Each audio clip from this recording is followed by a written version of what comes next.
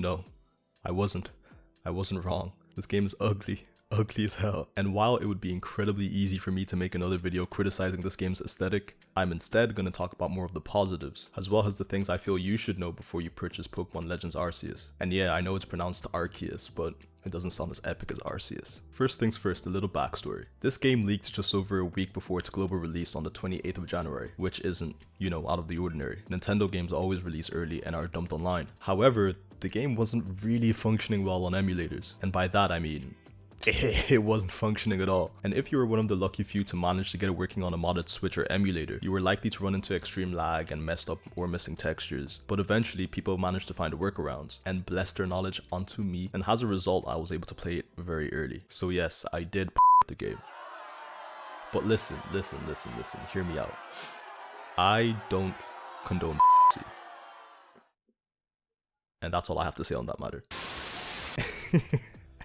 Okay, look, I will buy the game eventually, but for now I'm gonna go over my first impressions. I'm only at the beginning area, just after when they give you the Pokédex, which is hilariously just a book instead of an electronic device. And I promised myself not to progress the story until after the 28th, so there will be no major spoilers in this video, and pretty much everything you're about to see is stuff you've already seen in gameplay trailers by Nintendo. In fact, I don't even have the horse or fish Pokemon you can ride on, so no major spoilers and no story spoilers. And with that said, let's begin.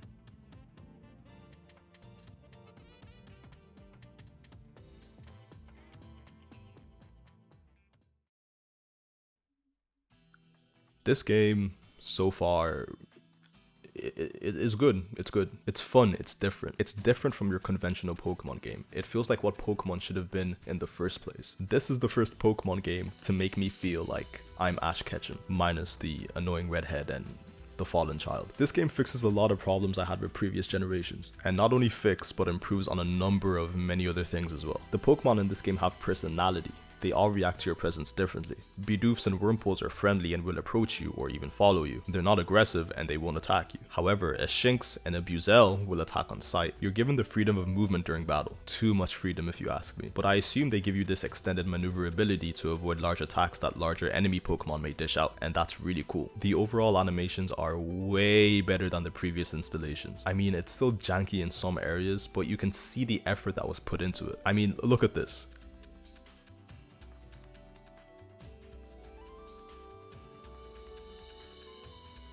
They didn't have to do this. I mean, you can even release your Pokemons outside of battle and interact with them all. Have a little party going, and just vibe together.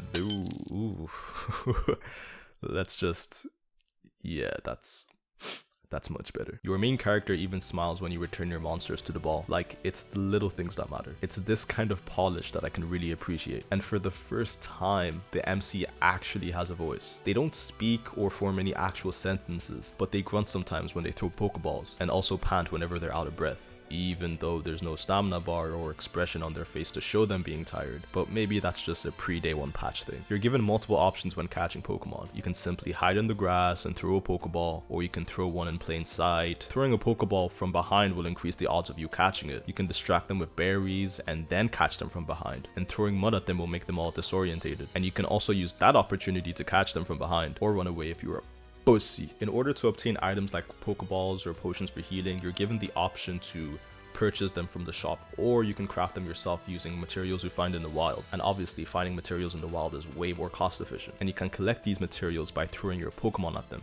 That's really cool. Even the items you can pick up by yourself can be picked up by your Pokemon if you want them to. We have the choice, and that's fantastic. Like, oh shit, is that rock out of reach? No problem, baby.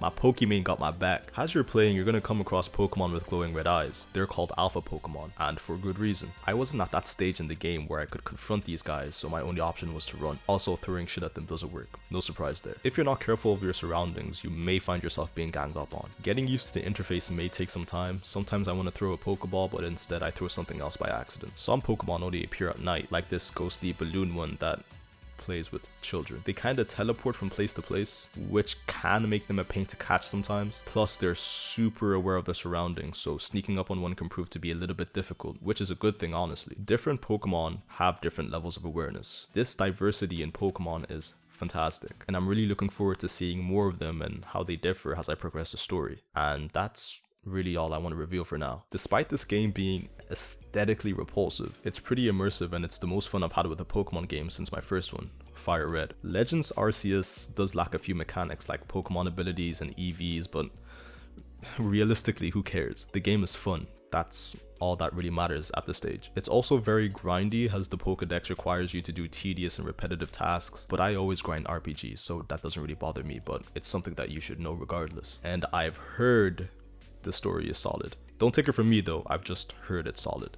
And you know how people on the internet be lying sometimes. In conclusion, from what I've played so far, the game is good, it's great, it's fun, and I would highly recommend it, despite it being ugly. Let's just hope its ugliness doesn't ruin the experience for you. And if you're thinking, oh well, the footage you showed us just now looks good, I'm using an upscaler. Your legal copy of this game will not look this good, but at least your legal copy won't have visual artifacts like this. Go get this game. And if you've pre-ordered, have fun when it drops on the 28th.